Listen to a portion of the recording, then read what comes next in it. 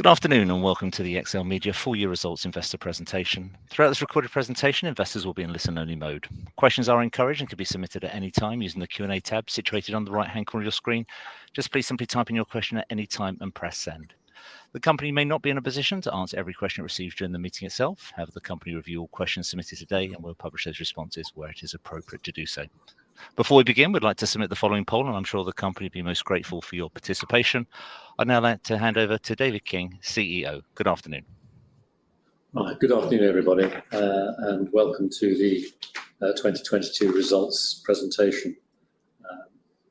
You'll be aware this is my first full year presentation, and I very much hope you've had a chance to look through the RNS statement and the additional information that we provided this year to aid your understanding of the performance of the business.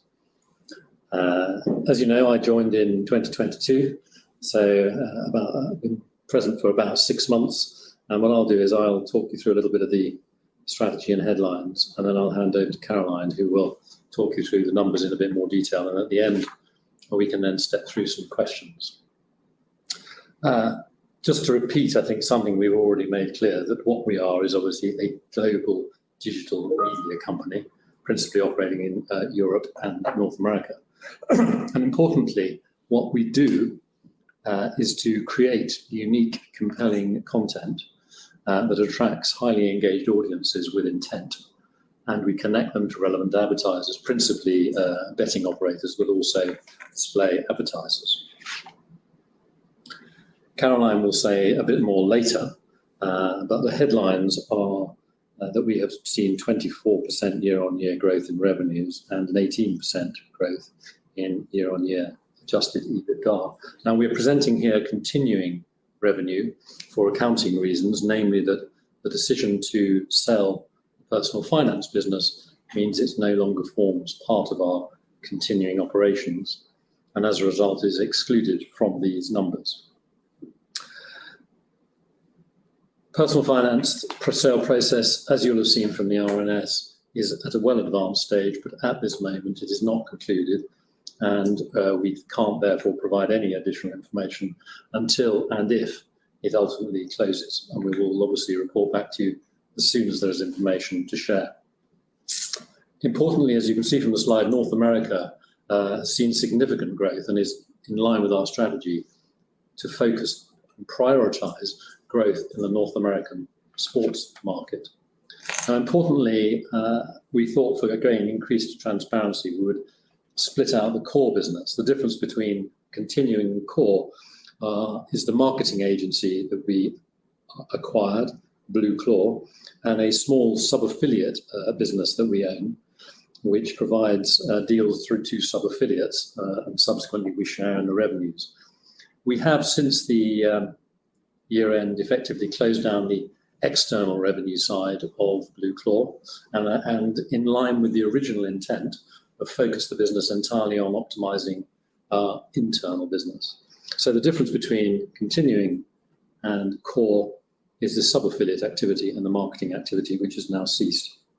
So again, good growth here, up 27% year-on-year in revenue and 25% in EBITDA. Now, this is the business effectively that we will ultimately be reporting going forward once we've completed having completed the restructuring of Blue Claw and having shortly expected to complete the reduction in the sub-affiliate activities. If I may just for a moment just touch on something we will have spoken to before, where XLMedia and what its proposition is to the betting marketplace. What we do is we operate a number of our own brands, owned and operated as we refer to them, both media brands such as Saturday Down South, and betting brands, pure betting brands in sport, such as Free Bets in Europe and SBD in North America. So we are able to build brands which have authority and trust, and by owning brands in both of the media space and the betting space, we're able to use media content in the betting side of the house and equally take our betting expertise into the media side of the house. Now, our content is, again, created for our own purposes, with insight, entertainment and opinion at its core, And critically in sport, our writers are fans who write for other fans and hence have credibility with them. Our media partners critically have similar values. So we look for media partners that have those same values we have in terms of quality of content, authority and trust, and as we will say later, have strong Google rankings and strong presence in their marketplaces. And finally, our audiences, our sports audiences are fans, many of whom are bettors, who come to enjoy both the content and, on occasion, to place a bet. And in the gaming side of the house, this is much more a fun activity, people coming to play the slots or to play bingo, and they come with that specific intent. So, as I think I've said before, XLMedia is actually a new XLMedia, and as you can see from the numbers, we are now prioritized and focused principally in North America, with our principal focus on sport, albeit we continue to have a very significant gaming business, and the gaming business we actually intend to grow further. So, with 69% in the US, but only 2% in casino, we think that presents an opportunity for us.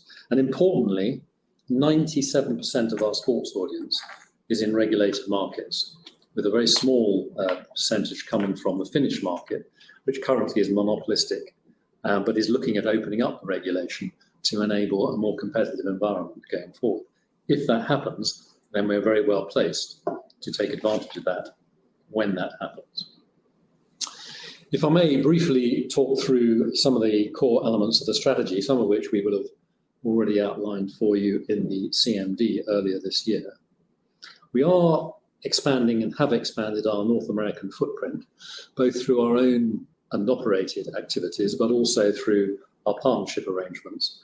And it's very important, as we see it, that we have and gradually build our own organic growth, as well as making sure that we have meaningful partners in each of the key new markets as they open up, where that's appropriate. There will be times when we judge that not to be so, but in large part, when a large state such as Ohio goes live, it makes a lot of sense to have a significant market-specific partner in place, as was the case, as I said, in Ohio. In European sports, we're focusing very much on freebets.com as our leading asset, which is a betting site across multiple sports. And we are already starting to see the benefits of the actions that we've taken over the last few months to regrow that asset. Most recently, Cheltenham was very profitable for us, and we've launched recently dynamic ads on those pages, and similarly a racing widget, as well as signing a new jockey to provide our racing tips and to become a draw for new customers and bettors. So we're very pleased with the way Free Bets has started the year. As I said, we think it has the ability to be expanded beyond its current market into new markets, and we will over the next year or so explore and implement that. And in casino and gaming, as we've specifically said in the past, our focus now is on a small number of high quality sites where we've significantly increased the quality of the content, and we offer bettors a much greater choice of the games that they can play. And for our own purposes, we are ramping up the optimization of those sites to make sure we maximize the click-outs. I'm going to move on, if I may, to just again a little bit of a reminder. You will recall, those of you who have been invested in the business for a while, that in 2019 this business had no participation in sport in North America and was in no states at all. And in 2022, 4 new states were added, taking us up to 17. And since then, Ohio and then Massachusetts have gone live. Each year, we are looking to find, as I've said, new partners, and you can see an array of new partners being added, where we look for new partners in states we believe are going to go live. Now, at this moment, the only states we know are going live in 2023 are Ohio and Massachusetts, and hence our partnerships with Cleveland.com and Mass Live. Now, we've had a very solid start, indeed a strong start to the year in Ohio. And we look forward to finding new partners that we can operate in existing states and in new states when they finally launch. Now, as you know, states create significant revenue spikes when they launch because of the pent-up demand. Now, as you can see from this slide, which we gave you an earlier version of in the CMD,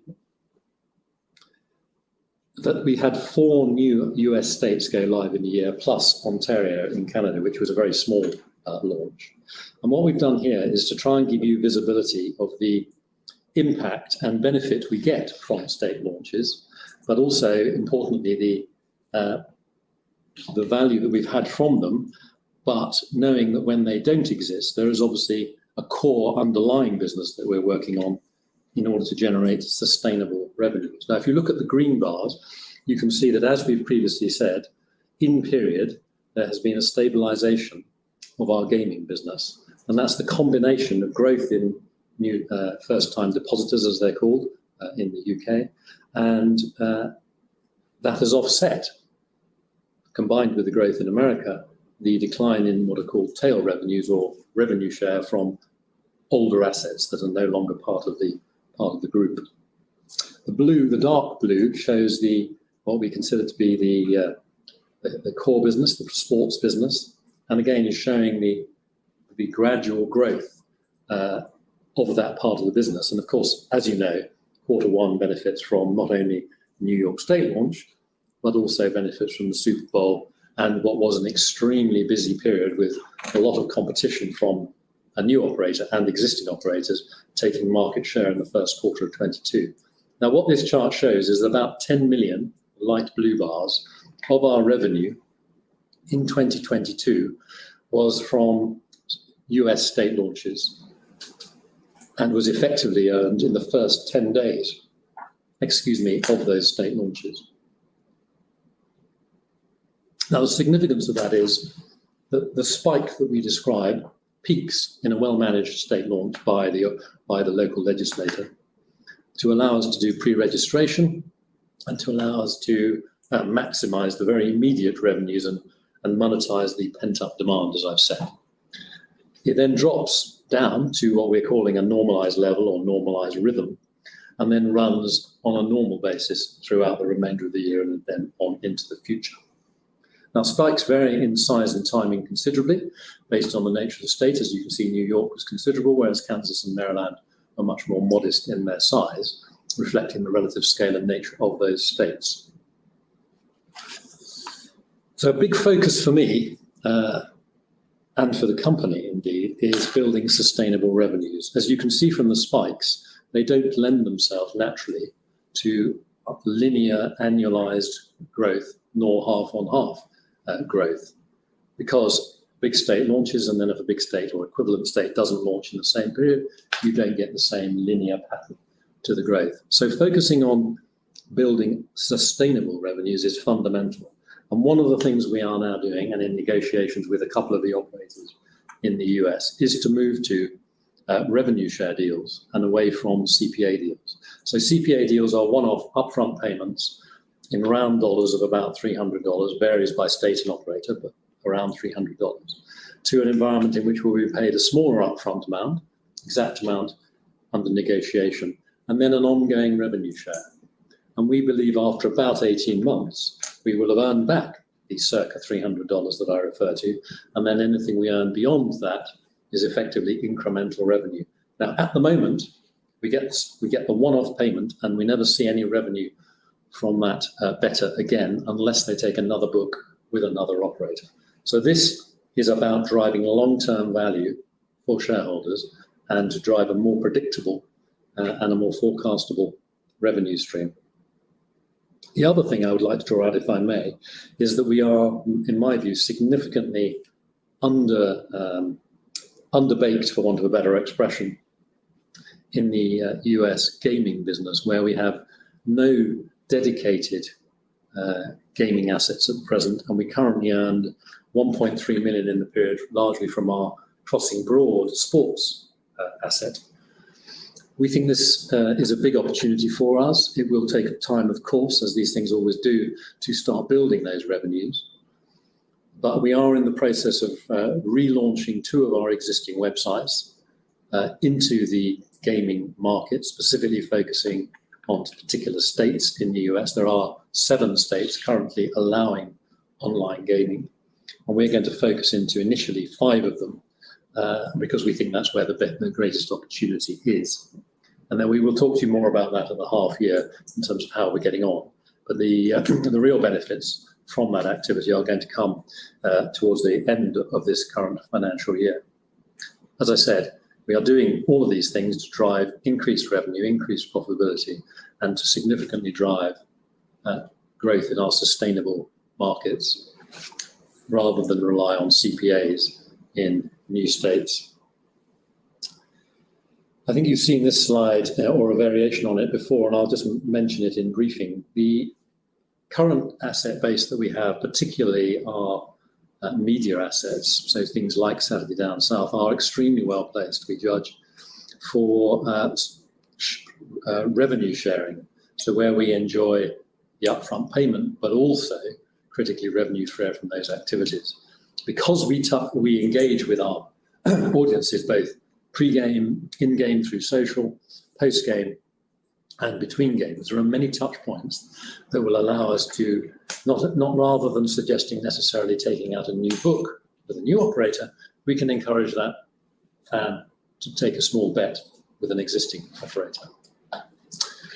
If I may, I'll briefly touch on some of the major developments, although we have touched on a few as we've gone through. We continue to focus, as I've said, on developing our own in-house organic brands, or owned and operated, as we refer to them. We have and continue to sign new media partners, as you know, and as when a significant media partner is signed, we do a short statement so that you're aware of it. And if I move across, then we talked a little bit about Blue Claw. Well, as you can see, our priority here has been very much to rebuild that around our own activities rather than providing advice to third parties and other betting operators. And so there are two sides to the team. One is to ensure some of the issues of the past are never repeated, i.e. to protect us from the downside risks, at the same time as to help us ensure that we optimize our sites, optimize our search words, and maximize the, as I've said earlier, the click outs from those sites. And also importantly, during the year, we've continued to make significant progress in replacing, but have not finished yet, the old technology and old legacy technology, I beg your pardon, that we inherited. And then finally, on the right-hand side, as you know, there's an entirely new management team in place. We've only been in place for a relatively short time. We're obviously picked up the reins and a number of issues from history, and we're very focused on addressing those issues and creating new growth for the business. But as I keep saying, that will take time. And finally, of course, we've already talked about refocusing the business and removing non-core. And as I've said, we've all but completed that as we speak. If I may now, I'll pass over to Caroline, who will talk you through the numbers. Thanks, David. So as per our trading updates, we have outperformed group adjusted EBITDA, and we initially had indicated it would be 16.1 million to 16.6. I'm pleased to say we achieved 16.7 million. This was from all activities, including discontinuing operations, and discontinuing operations were the personal finance assets included. Revenue was met at 73.7 million. Our financial highlights for the full year from continuing operation, that excludes those personal finance assets. We generated 71.8 million, which was 24% up year on year. Adjusted EBITDA was 17.8 million, again, 18% growth year on year. And our cash balances, although they reduced 10.8 million, we generated free cash flow of 10.1 million in the year, which has supported the business's ability to fund 21.3 million of deferred consideration and earn-out payments from those prior year acquisitions. Moving on. Excluding the non-core activities, and as a reminder, the non-core activities are the marketing agency, personal finance, and the sub-affiliate business, we generated 69.6 million of total group revenues, which were up 27% year on year. We've grown our North America vertical to 46.4 million, which was 112% up, and adjusted EBITDA from those core verticals was 18.2 million. The business has continued to remove those loss-making verticals in Q1 2023 and has closed the external agency in February and shifted the talent internally to support SEO for the XLMEDIA brands. Moving on, to give you a bit more information about the individual geographies, North America and Europe. US Sports generated 46.4 million. That was from both its owned and operated sites and its media partnerships. The media partnerships have grown year on year with successful partnerships from AM New York, which outperformed its expectations at the start of the financial year and generated 28.4 million. Our owned and operated sites have also grown year on year by 25% to 28.4 million. And the websites ESNY performed really well in New York, Saturday Down South in Kansas, and Sports Betting Dime in Maryland. So we've got that kind of coverage to cover the states across the US. Our US revenues were predominantly generated by CPA deals in the year, but as David's explained, operators are starting to look at acquiring customers through revenue share deals and also around customer retention and away from new customer acquisitions. The business has also started to invest in its gaming content to attract customers in the legalised states in gaming and has generated 1.3 million revenue from that gaming content. European sports has declined overall, largely due to the websites being closed and are no longer in operation and cost prohibitive to continue with. But positively, we've seen UK-focused assets, free bets, recover since the migration to the new tech platform and are growing quarter on quarter in Q1 23, despite Q4, including a World Cup. Gaming revenues declined by 38% year on year. This was largely impacted by the decline of tail revenues from websites affected by the Google penalties, which we no longer operate. But our finished websites, which we continue to maintain, have grown 26% year on year, and with which Bunga has also had a positive growth into Q1 2022. Moving on. The group also saw strong growth in North America, and we've split this out into defining spiked periods as the first 10 days, including any pre-registered accounts. Those spike periods for financial year 2022 included the launches of New York, Louisiana, Kansas, Maryland, and Ontario in Canada, and a mobile registration launching in Illinois. In the financial year, revenues for the state spikes were 10.3 million versus prior year of 0.9 million, where we had the newly acquired assets in 2021. The spikes contributes about 4 to 5 million of EBITDA in 2022. Our organic revenues from both the US and Europe, which includes the new and mature states, generated 59.3 million, and that's grown 10% year on year. Moving on. Our core revenue split by verticals in 2022, we saw significant progress in the US, with the revenue mix shifting to 78% from sports and 22% from gaming assets. Sports increased by 72% year on year, and 86% of that was from US assets, with 14% from European sports. Sports as a whole now is around 97% of the revenues generated from regulated markets. It's significantly more of that revenue is generated from CPA deals. Gaming revenues overall declined in Europe, so tail revenues declined from websites impacted by the penalties and subsequently closed. Our gaming websites remain a priority for the business, and they're growing new tail revenues through a mixture of hybrid and ongoing revenue share deals. And in the US, we're focused on creating gaming content, as we believe this will be a valuable growing vertical in the future. Moving on. In both our half one results and the Capital Markets Day, we spent some time talking about the component parts that made up the gross margin. As a reminder, that's defined as margin as a percentage of revenue, after deducting associated content, technology, marketing, and people costs. North America generated 50% gross margin for the full year. That's split into two areas: owned and operated, which was 61% margin, and we expect this to improve as revenues grow, not necessarily with costs growing.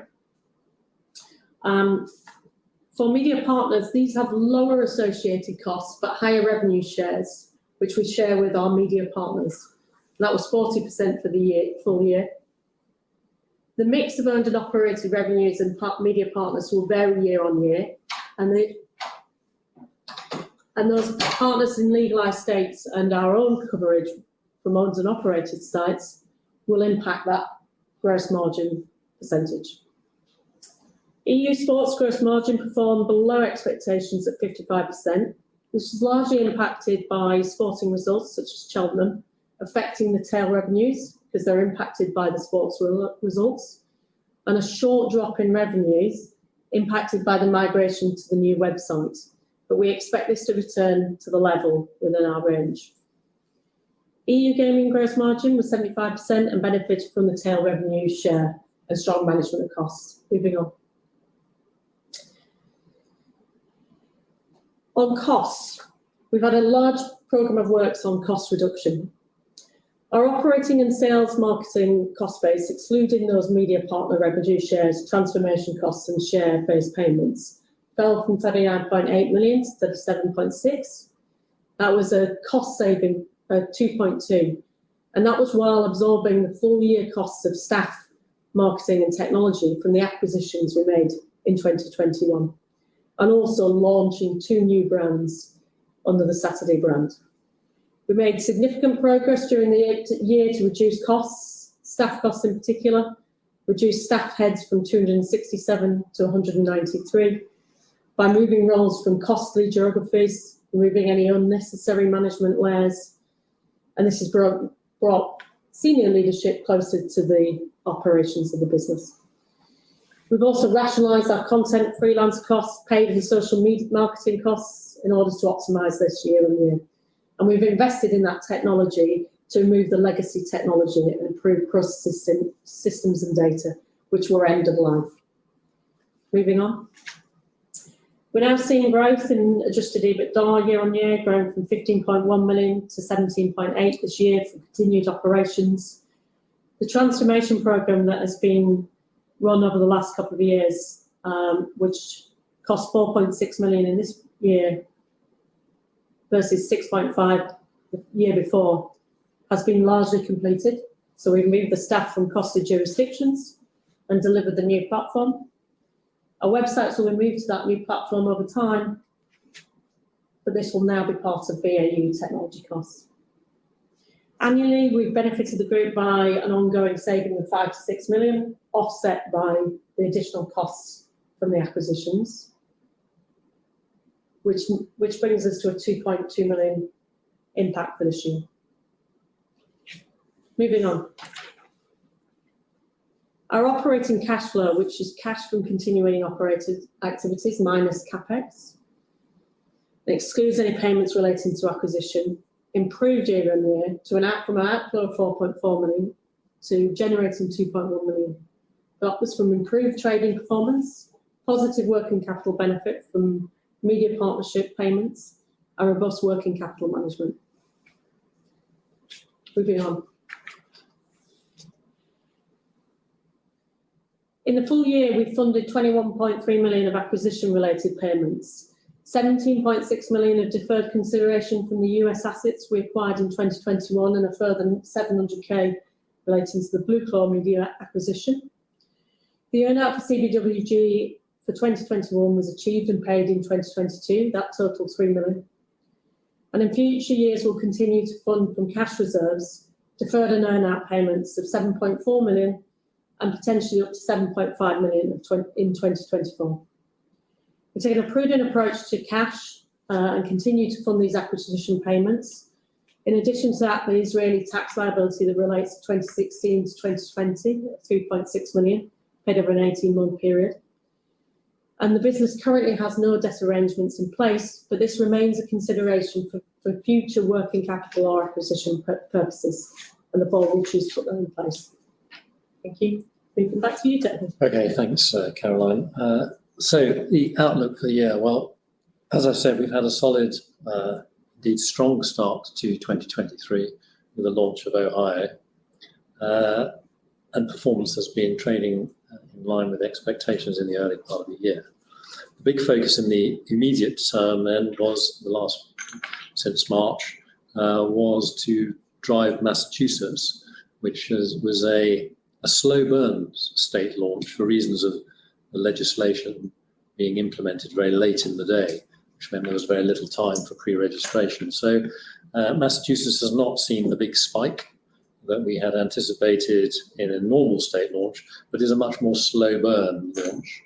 And we anticipate there will be a significant spike later in the year when the new football season starts, because this was launched clearly post the NFL season, having come to an end, and therefore into a relatively quieter period of the North American sports season. Looking forward, I think, and this is the big thing for me, as I've said to you, moving to sustainable revenues, diversifying our revenue streams into revenue share in North America is so fundamental to building a more sustainable, less spiky, and allow for more linear growth rather than the sort of, as I said, spiky growth. And the visibility we've given you of the sort of value of these spikes and the impact on our profits, I'm hoping will allow you to see what the underlying core business is driving, and then think about the spikes on top as incremental value, albeit year on year, unless those state launches are repeated both in scale and volume, you might get a little bit of variation period on period. So two state launches this year so far, more to come we very much hope, but we do not know definitively when they will be, or indeed which states they will be. And for last year, the revenue share, as I said, progressing and negotiations underway with a couple of operators. Again, until they're done, they're not done, but we will obviously let you know when that has happened. We do see a real opportunity, as I've said, in building our gaming business, but clearly building that will take a bit of time, but nevertheless it will pay dividends ultimately in terms of increased profitability and increased sustainability. And as Caroline has spoken about, we have delivered significant savings in the period in cost, and we have been extremely effective and delivered substantial growth in our year-on-year cash, which again is at the moment, as we understand it, hugely valued by the market. A strong cash generation and a strong cash balance sheet is obviously very, very important given what's going on in the wider market out there while we continue to drive performance. So thank you very much. That's great. David, Caroline, thank you very much indeed for updating investors this afternoon. Ladies and gentlemen, please do continue to submit your questions using the Q&A tab just situated on the right-hand corner of your screen. Just while David and Caroline take a few moments to review those questions submitted already, I'd like to remind you that a recording of this presentation, along with a copy of the slides and the published Q&A, can be accessed via your Investor Meet company dashboard. David, Caroline, as you can see, you've had a number of questions, both pre-submitted and submitted during today's event, so thank you for all your engagement this afternoon. If I may just hand back to you to read out those questions and give a response where it's appropriate to do so. Yes, thank you very much. Well, look, thank you to everybody who has submitted some questions. We do have a long list of questions and we'll try and address as many of them as we reasonably can. So let me start with some of the pre-submitted questions on the full year results. Can the company achieve organic book growth? And the answer is yes. We're very focused on growing our European business, which fell into decline last year. So we believe that we've had a very strong start, again, a strong start to the year in our European sports business. We've had a strong start to the year in our European casino business, albeit, as you know, we continue to suffer the impact of the reduction in tail revenues from old assets. So the challenge is always to grow the new assets and the new revenue streams, i.e. create new tail revenue. Meanwhile, having the offset, the negative offset of the reducing tail. But we'll make sure we give you visibility of the growth that we're achieving in those assets going forward. So the answer is yes. And in North America, once again, the impact of spikes will always have a bearing on the top line revenue and the top line profitability. So as I just said, my focus will be very much on giving you visibility of, and indeed we've done that in these results here, of the growth in the ongoing business and the move to revenue share. How is the sale of publishing assets progressing? Well, I did mention that earlier, that we are at an advanced stage, and I can't be 100% certain of signing. It is always that one has to always make that statement until it's actually signed and completed. And once it is signed and completed, and the assumption it is, I will obviously update you on that then. Has the company reached a stage where it can consistently produce and grow profits? Well, as I say, I've spoken at length on the impact of spikes, the huge value of those spikes, and then the impact on the performance period on period, year on year. So I won't repeat it at this point. What is the board's policy regarding dividends? At the moment, the business judges that it is better to retain cash for working capital, to take account of the fact that we do have at the moment a spiky income stream, and to take account of the fact that we have those significant acquisition payments still to make, 7.4 and 7.5 million. So in the short term, I don't anticipate that we would be bringing dividends back to the table, certainly not in 23. Are there plans for any share buybacks? I mean, for exactly the same reason as we're not in the short term planning dividends, we are not planning any share buybacks. Are there any plans to make additional acquisitions? As we stand today, there are none. However, we will always be looking for attractive, sensibly priced assets, and we'll keep an eye open for that as part of the growth plan of the organisation. However, as we stand today, there are none. Are there any plans to change the management again, or do we now have a management that will be around to fulfil the promises? Well, as I think I've said, the new management team you have in place have only been here for a relatively short period, and we are committing to staying around as long as you will have us, clearly, and to implement the things that we have outlined going forward. I have no plans to change any of my team, and to my knowledge, the board has no plans to change any of the team either. And I think you can therefore assume for the moment the management team will stay in place. How has inflation impacted on the revenue and costs of the company? Our revenues are largely unaffected by inflation, in the sense that it's not a cost plus arrangement, or where we charge based on a previous price plus 5% or anything of that kind. It's very much what we can negotiate for delivering the valued customer that we deliver to the operator. That's our primary source. And as we've said in the past, largely this type of income stream has not been affected, i.e. the revenue sharing income stream has largely been unaffected by deterioration and recession. And therefore, at the moment, we don't believe our revenues have been affected. Obviously, our costs, to an extent, have had to absorb a certain amount of inflation, small amount of salary inflation, and some inflation, for example, in the very small number of rents we pay and similar. But generally speaking, as you've seen from the numbers, we've been able to cut cost by far more than the inflation impact. It seems that acquisitions have not benefited the company, as the gains from acquisitions have been offset by declines in other sectors like personal finance and gaming. When can we expect to see stability, some stability, and consistent growth in earnings? Well, so first of all, you are right that the original assets that the business owned in casino were severely impacted by penalties impacted. You are equally right that the gaming assets that were acquired were also severely affected by penalties that were imposed around your money or your life. Those impacts have not fully gone away for the reasons I described, where there is still a small amount of tail revenue share that we enjoy. That is inevitably and in natural form declines over time, but obviously declined much more rapidly as a result of those penalties. I think it's fair to say that we are now in rebuild mode, and in any, we could say, turnaround situation, which effectively what this was and to some extent is, it is very hard in those circumstances to be very exact as to exactly how fast the regrowth will take place. But we are, as I said, seeing positive growth, as I described earlier, in free bets and our casino assets. And we do expect to see an improvement in the stability of our European assets. In North America, I've talked at length around the impact of spikes. So once again, I think we will be able to deliver an improving and more consistent revenue flow in the core North American assets. However, as I said, number one, we will still see big spikes. That is going to be attractive, but nevertheless will cause peaks and troughs.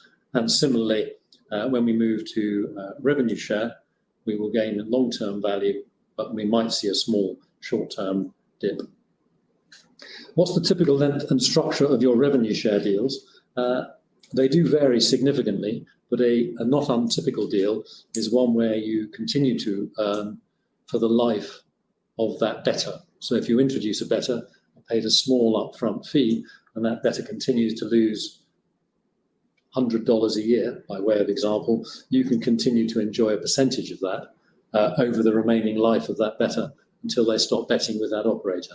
So unfortunately, it is there's no definable standard term, but that is a fairly typical arrangement in Europe. Clearly in America, that's still evolving. Shareholders have lost around 10 million due to the impairment charge. Are the assets reflected at fair value? Is there any need to make adjustment? So the impairment charge was entirely in personal finance and reflected the fact that we were running the personal finance business not at a small loss in the prior year. We cut that and indeed advised our brokers that we had cut the loss down so that it no longer affected future projections because we took out costs commensurate with the revenue streams that we were expecting on an ongoing running basis. So this is an original cash purchase where we've seen significant profits from personal finance in prior years. Indeed, last year we made, I think, about 2.8 million in personal finance in 2021, making a small loss in 2022. So we have now written down the personal finance assets to reflect the loss in value, and we do not see a need to write down the assets any further. What is the logic of having operations or teams based in Israel and Cyprus? Israel is where we have our European casino team, largely, and it is where the business was originally created, and it is where many of our talented casino teams live and work, and that's why we retain a presence in Israel. In terms of why we had a presence in Cyprus, we were looking for a lower cost environment that was still close to Israel in order to site one of our finance processing and accounting centres, and so hence the choice of Cyprus.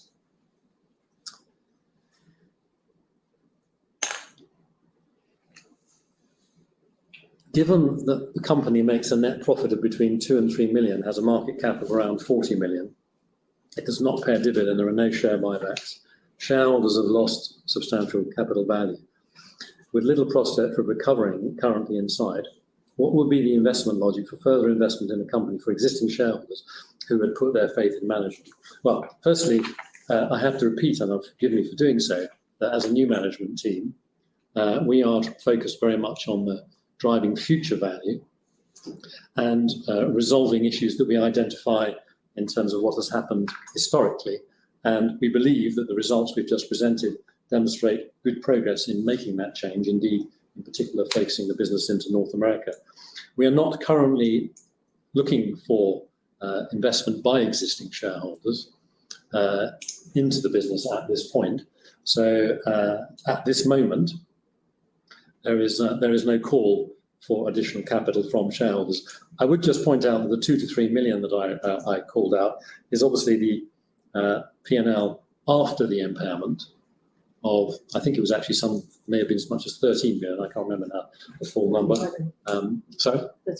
13.8 million. So once you add back the impairment, you do actually come back to the and the other adjustments for transition costs, you do come back to the 16 to 18 million range of adjusted EBITDA that we have reported. Right, thank you very much to those individuals who asked those questions. I have got a very long list of questions in front of me, so please bear with me. Coming in thick and fast. So I'm just going to pick them up and try and cover off as many that I haven't already covered. Can you specify what percentage of web traffic comes from Google? Well, like many organisations, a very high percentage of our traffic comes through Google search, either through us putting confirmation out and calling traffic in, or more particularly through natural search, searching against the keywords and all the promotions, which is the predominant source of. So yes, Google traffic accounts for the vast majority of our traffic. Can you please provide some light around customer concentration? What proportion of revenues comes from companies' top partners? Well, as you can see, we have partners in North America, and about 28.3, I think, or $4 million came from partners, and as you will have seen, about $16 million was paid away as their revenue share from those revenues. The single largest partner last year was AMNY, that counts for approximately 50% of those revenues in round dollars. And then the remaining revenues are spread across the remaining partners. Apologies, I should say who asked that. That was Slaven V. I do apologise, Slaven. Those were two of your questions. I'd already covered one of your previous questions. Andreas Hennes, what do you read from the fact that the company is trading at an all-time low despite the company's recent efforts to communicate its strategy? I think it's fair to say that too much weight is being put on history and the historic problems of the organisation. And in my view, a business that generates 10 million of free cash and 18 million of core EBITDA could well be and should well be valued significantly higher. We are providing significantly improved transparency and information, but a very small number of shares are being traded. And it's those very small number of shares that are being traded that is driving the share price. The vast majority of shares are not being traded. And therefore, unfortunately, the minority is impacting the majority. Slaven V. In the US, why isn't XLMedia live in all legalized states? We have to decide whether a state is going to be economically viable for us. And there are a number of states in the US where the local arrangements don't lend themselves to our type of affiliate revenues. And for example, where you might have to go into a casino in order to open up an online sports betting account, that simply doesn't lend itself to what is an SEO and content-led online strategy. So that's the reason why we're not in all the states. Slaven V again. Are you still optimistic about growing revenue share after the decision of the Massachusetts Gaming Commission? I am still optimistic about growing revenue share because it's not simply about, obviously, Massachusetts, although Massachusetts are still working their way through exactly how they intend that this market should operate. As you'll probably be aware, it wasn't until a few days before Massachusetts went live that they actually confirmed that they were allowing both revenue share and CPA. There will obviously be an appetite, certainly from some of us, to continue with revenue share. But if depending on the decisions they make, we will continue to prioritise or not operating in Massachusetts, as will the operators. In the end, the tax revenues will reduce or increase depending on the decisions they make. Why are brokers forecasting no revenue growth in continuing operations for 2023? I think that comes down very simply to the spikes and the number of markets and the need for us to grow our underlying core business, and the reality that we need to build ourselves a more sustainable basis. And the new management team, as I said, have only been in place for a relatively short period, are focused very heavily on delivering those sustainable revenues. But in the meantime, we are and do need state launches of similar number and magnitude year on year to maintain top line revenues. XLMEDIA, Slaven V again. Thank you, Slaven. I beg your pardon. Mazin S was the previous questioner. Slaven V again. XLMEDIA is a smaller than other listed peers. Can you elaborate on the importance of scale in the industry? I think without getting too specific to specific competitors, the thing I note about both of them, both the two obvious candidates, and there are others, of course, is they both have not suffered the same level of impact of penalty on their casino assets in the past. And therefore, they continue to enjoy substantial casino revenues, both in terms of new depositors and in terms of tail revenues, both of which are obviously very high margin activities and very valuable to them. And again, without naming names, some have been very acquisitive over the last few years and very successfully so. So once again, they have used scale and the power of their balance sheet.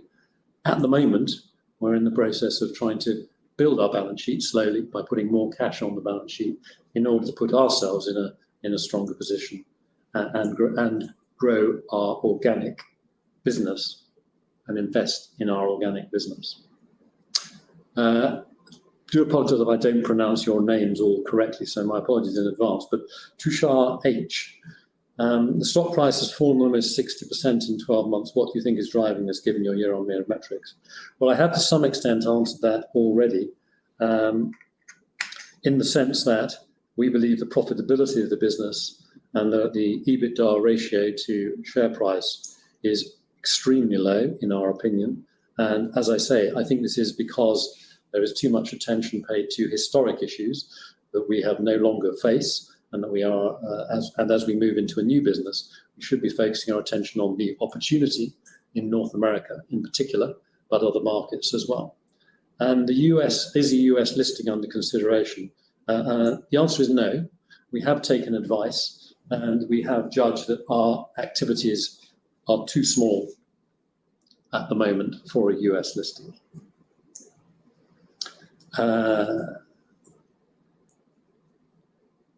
Andreas Hennes, another question asked many times by him. Why don't the board of management buy significant stakes in the business despite their claim that the company is significantly undervalued? I think I've seen comments from you, Mr. Hennes, that you also judge it to be undervalued. However, we have acquired, I have acquired stakes in the business, and I have significant share options in place, and I'm highly motivated by the share price, but like you, I'm very frustrated by the fact that the underlying trading and the performance in profits and cash generation is not currently reflected in the share price. Again, because I think too much attention is now, understandably to some extent, but focused on historic issues rather than future opportunities. Mazin S, given the full year benefit of cost savings, why is market expectation expected to be low in 22? Again, we obviously discuss with our brokers the opportunities, and they then assess, in light of what they know about the marketplace, what they think is reasonable, bearing in mind what they've already assumed in their assessment of our future income stream. So again, while we can build year-on-year growth, as we expect to do in a number of our core assets, we still face that spike issue that I think is probably impacting on some of the assumptions that are being made. I have another question from Mr. Hennes about the share price. I think that's a repetitive question, so I'll move on from that one. Mazin S, will working capital position limit your ability to move to revenue share? That's a very good question, as it happens. I think as I've already said, it's very important to have a very strong cash position. And if we can realise revenues of profits and cash, as I said, from the imminent, we hope, sale of personal finance. That will give us additional working capital facility. Similarly, as you've seen, we are very strong cash generators of cash. We don't have a level of transition costs to incur this year. Our CapEx is broadly flat. I emphasize the word broadly because it will swing marginally up or down year on year. So I think we're in a reasonably strong position to cater for the move to revenue share that we are anticipating. I'm going to throw this one over to Caroline just so I can take a glass of water. Mazin-S, how much CapEx, including capitalised development, do you expect to spend over the coming years? Thanks, David. We typically spend around about 5 million in CapEx, and we expect we'll continue to spend that into next 2023 financial year, and that's because we're still replacing some of the legacy functions and capability in the business. So I would guesstimate we will spend about 5 million per year. Thanks, Caroline. So Giovanni D, have European revenues stabilised or will they continue decreasing in 2023? Well, as we've said, we are very pleased with the start we've made to the year. We believe there is reason to be very positive based on that performance and the optimisation programme we put in example of being focusing our technology around it in last year in order to get benefit this year, and the SEO team's focus. So our expectation is to see growth year on year in our European assets, and we will make visible the impact of tail if that's proved to be material in year on year performance. Florian S, what has happened to Vikas bonus set?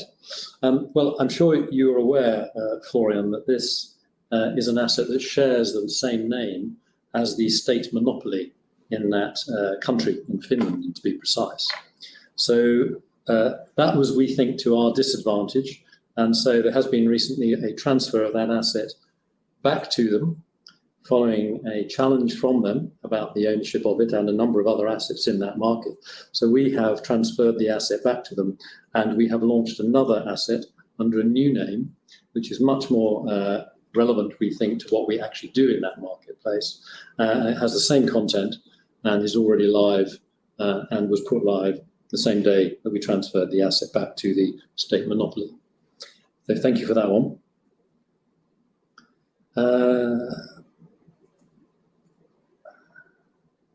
Andreas Hennes, given the market does not, this again, and forgive me, is another repetitive question, however, in an attempt to be helpful, why doesn't the company sell itself?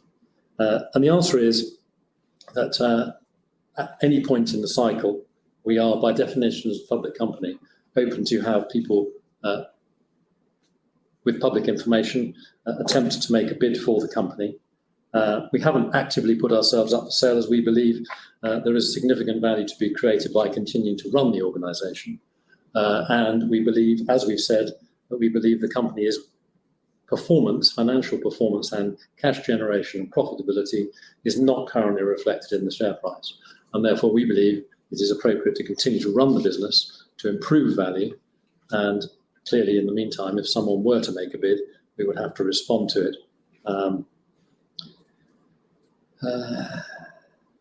And then we have another question from Andreas. How do you justify the company pays circa 2.5 billion, I beg your pardon, 2.5 million to the US board and management, and is by far the highest paid board management when scaled by market cap? Do you think the compensation should be scaled back by 70%? No, I don't. When you join a company, as I did 6 months ago, I joined it on the basis that there were a number of issues that needed to be resolved. I inherited a number of issues, and I inherited a number of market forecasts. And I joined the company, and I'm tackling the issues that it has and putting it back onto a path to growth. So no, I don't believe that I should take a 70% cut, nor will I. And as for the 2.5 million, I'm not sure where you get that number because I've never seen it.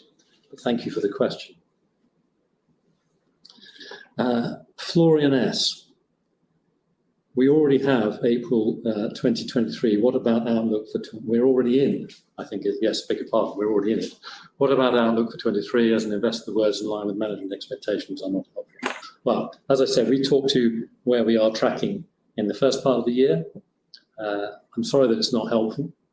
However, you have Senkos and Berenberg both issuing notes on the company, both remarkably consistent in absolute expectation, and both informed by discussions with management about trading, historic and prospective, to the extent that we're able to share prospective information. So I'm afraid we can't issue any more information at this stage, but I have given you a lot of visibility this year to enable you to understand the impact of spikes and state launches and give you visibility of the underlying business.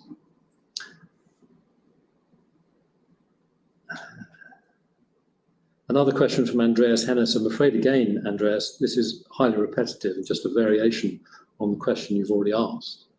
How can you expect the market to buy into the company's strategy given its track record and given the fact the company does not provide financial midterm targets? Well, number one, as I said, we're a new management team inheriting a number of issues from history and are tackling those issues one by one. We've provided significant incremental transparency. And as I've just said, we continue to advise the brokers on our performance and expectations to the extent we're able, and provide you as investors with visibility. We aren't in the position to do more than that at this point, but thank you again for the question. John Z. You seem to be overly focused on NFL. What is the strategy about NBA, baseball, and NCAA sport, etc., which you could explain? So you're absolutely right, John. We do obviously focus heavily on NFL because that is the principal driver of new books being taken out in the NFL season by bettors in the North American marketplace. We do make revenues over the course of the summer when NFL is closed, and the baseball season, as you know, is hot at the moment indeed. But the amount of new initiation of new bettors in baseball is much lower than the initiation that comes through the NFL. So again, we continue to put out the promotions and we continue to encourage the activity. However, I'm just using baseball as the example, similarly is true of basketball and the other main sports in North America. They simply don't have the same impact and the same draw in volume of bets and volume of new books taken out. But nevertheless, we continue to serve them throughout the year. We have a question from JM. If you see your share price as being in value range, would you be considering a share buyback? The answer is we're not planning a share buyback, JM, for the reasons I've already described, namely that of maintaining a strong cash balance sheet while we still have the deferred payments to make.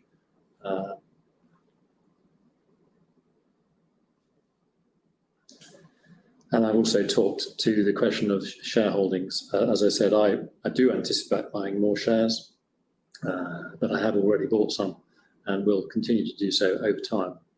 And Mazin S again, excluding spike rate of growth is reasonable to expect in the core. Again, I think I'm going to have to defer on that question for the reasons that we are in turnaround and we are showing the sorts of growth that we can deliver in the numbers we've reported. So we're not actually quoting at this moment till we have a little bit more water under the bridge, exact numbers going forward. There has been noise. Oh, right, I'm not sure who this is from. Apologies, bear with me. Oh, JM, another question from JM. There has been noise in the US about regulation about share revenue negatively impacting media business like XLM. Any comments? Well, clearly, revenue share models do have a short-term impact in the sense that you receive less for the introduction of the customer. And of course, not all operators are operating revenue share models for a range of reasons. And as you say, there is discussion going on in the marketplace in North America. All I can say is that the experiences of the European market are that revenue share is now the hybrid model indeed, which is a combination of upfront payment and ongoing revenue share, is the chosen model in Europe. It is a highly successful model which has seen betting companies in Europe make substantial profits. And as a result, we believe that that will ultimately, if the objective from the regulator's point of view is to earn tax, and from the operator's point of view is to maximize profits, we believe that the positive aspects that we can see in the European market, in our opinion, will ultimately over time be adopted in some shape or form in North America. I can't really say a great deal more at this moment. So I think that's pretty much everything, but I do now have, hold on, there's a couple more questions come in, and then I've got a load from somebody else. Do you own, John Z, yes, John, do you only gain from a revenue share agreement if the bettor loses? Do you also gain from winning bets? So the answer is yes, we only gain.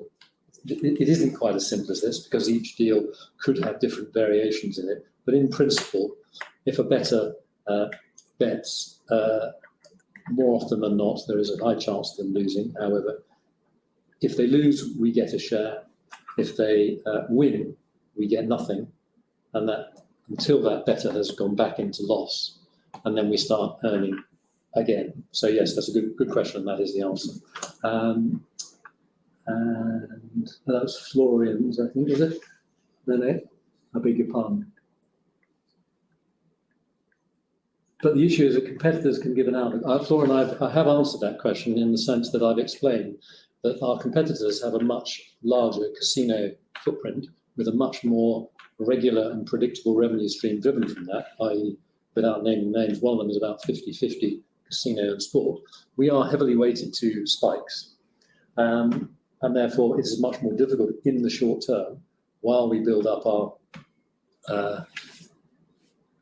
sustainable revenue streams, to give exact predictions in the way that some of our competitors do. Albeit, I would note, they tend to give fairly significant ranges and tend to be very active in the acquisition market, which will obviously help in contributing to driving that revenue upside. I'm going to move off now because I think we're probably coming to the end. There seems to be a slowdown. I have got 13 more questions, no, nearly 13 more questions from Mr. Tim Laxton. Mr. Laxton has given me instructions that I should read out his questions in full, and so that's what I'm going to do. Do you expect 2023 to be working capital positive, negative, or neutral? And will 2023 be stronger than H2? Like the pattern in 22, Caroline.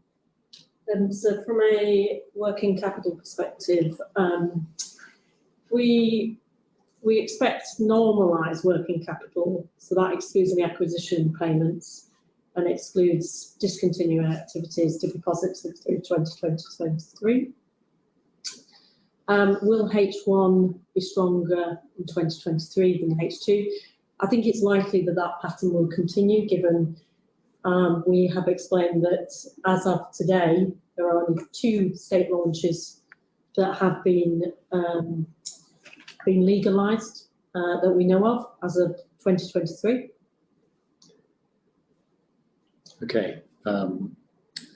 How much cash tax, apart from the settlement of the Israeli tax limit liabilities, does XLM expect to pay in 2023? All right. And so from a computation perspective, tax computation perspective, we have finalised the tax returns up to 2020. The tax returns relating to 21 and 22 are still open, and we don't have a sense of when the Israeli authorities will review those tax returns. But we will be paying advanced tax payments through 2023. And to guide you, that will be around 1.1 million to 1.6 million for those tax payments. Now that the external services of Blue Claw have been shut down, is it fair to say that XLM paid 2 million book value for the company in 21 and now retains just a handful of employees with SEO skills? With the benefit of hindsight, would it have been much cheaper just to recruit employees with SEO skills directly? Obviously, I'm having to reach back into history to answer this question, but my understanding is that it was always the intention to acquire Blue Claw and the expertise that it brought to the table, with the specific intention of focusing that business on internal revenue generation, and was to slowly close down the external revenue generation. We did retain the external revenue generation, as you know, for a while. It's very hard for me to say definitively that we'd have been better off recruiting. We clearly brought in some very talented people, and we now have them focused internally to optimise our business. I don't know what other options they had at the time, although I do know the rate and speed at which they exited the Israeli business may have contributed to the need to move very rapidly and buy the skills in at speed. But I don't know definitively. The core point, however, is it was always the intention to bring in the business and ultimately focus it internally. The next question, do the founders of CBWG still retain their XLMedia shareholdings that were part of the consideration for the company? So for everyone else's benefit, CBWG was one of the assets we bought, which included Crossing Broad. To the best of our knowledge, these shareholders have now sold their shares, as they always said they would. I don't know definitively how they're holding all of their shares, because they are entitled to move those shares around, but to the best of our knowledge, they have now exited. Now, another question for Caroline. How did the FX loss on cash and cash balances of 1.3 million in 2022 occur? Was this is a very detailed question, Tim, but thank you anyway. Was this on translation of steering cash balances from the sterling capital raise in 2021 into US dollars? If so, why weren't the US dollars forward bought so that there were no currency exposure on settlement of the US dollar deferred acquisition liabilities? The translation of sterling cash balances from the capital raise is not the reason for the FX loss in cash of 1.3. We hold monetary balances in euro and shekel within the group entities, and those group entities have a dollar functional currency. As you know, both of those currencies weakened against the dollar during 2022. So the FX loss mainly represents unrealised losses on the translation of those US dollars for financial reporting purposes.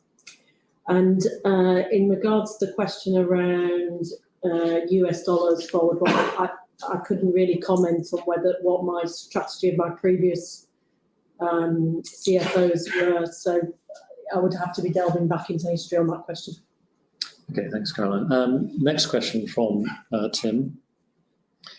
Does XLM's current ratio of about 0.75 at 31st December 2022 tell us that the group needs an RCF? If not, why not? I mean, actually, you're right in the calculation, Tim, but my understanding is that if you strip out the deferred payment element, the ratio obviously improves very significantly. At the moment, we do not plan to bring in an RCF for the reasons Caroline has already described. Firstly, because we do anticipate bringing in some cash, subject to ultimately signing the deal from personal finance. Secondly, obviously, we generate, as we've shown, very significant cash from the activities, and our demands on our cash for transition costs this year are obviously greatly reduced. So that is the principal reason why we at the moment have not got one, and why the ratio, if adjusted for deferred payments, is slightly better than the 0.75 that you correctly note. Next question again for Caroline, one for you here. Why did XLM incur finance costs on bank overdrafts, brackets, note 6, of 138,000 in 2022? Why did it need this source of liquidity, and what was the maximum overdraft?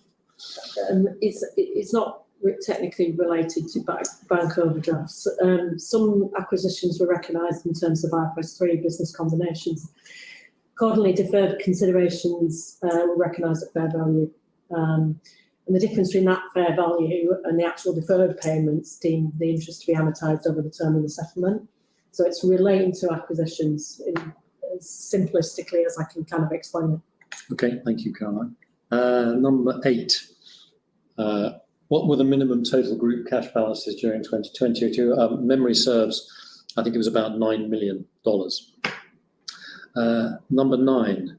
During Thursday's presentation, the CEO said there are about 60 employees in each of the US and the UK, 25 in Israel. 27 in Cyprus. Where are the other 30 to 35? Well, apologies if I was less than specific. I think I said 60 in the US, 65 in the UK, 25 in Israel. Hopefully I said 27 in Cyprus. Apologies if I didn't. And there are 17 in Canada, approximately. I know that adds up to 194, but I think that's a correct split. Mr. Laxton, you've also asked a number of questions about the broker's forecasts, and I've already addressed those to other questioners, so I won't pick those up now. You've then asked another question, which is actually the final question I'm going to answer today, unless anything's more has come in new on the teleprompter. No. So the final question, has the start of 2023 been solid, first paragraph of the outlook statement on page 2 of the financial results, RNS, or strong, first paragraph of the outlook statement of the Chief Executive Review, which is the more accurate? Well, I think, Tim, you probably, Mr. Laxton, I beg your pardon, you probably understand that I tend to use the words strong and solid as being broadly interchangeable. I think both send a very positive signal that we've had a very good start to the beginning of the financial year. So I really do appreciate everybody's questions, and you'll forgive me for running through them at such high speed and only throwing a few over to Caroline, trying in the interest of time to address as many as I could myself. Forgive me if I haven't covered every last bit of every last question, but you can see there was a very substantial number of questions, and I wanted to get through them in reasonable time. So thank you very much. That's great, David. Caroline, thank you very much indeed for updating investors. Can I please ask investors on the call not to close this session, as we'll now automatically redirect you for the opportunity to provide your feedback in order that the company can better understand your views and expectations. This will only take a few moments to complete, but I'm sure will be warmly welcomed by the company. On behalf of the management team, I'd like to thank you for attending today's presentation. Good afternoon to you all.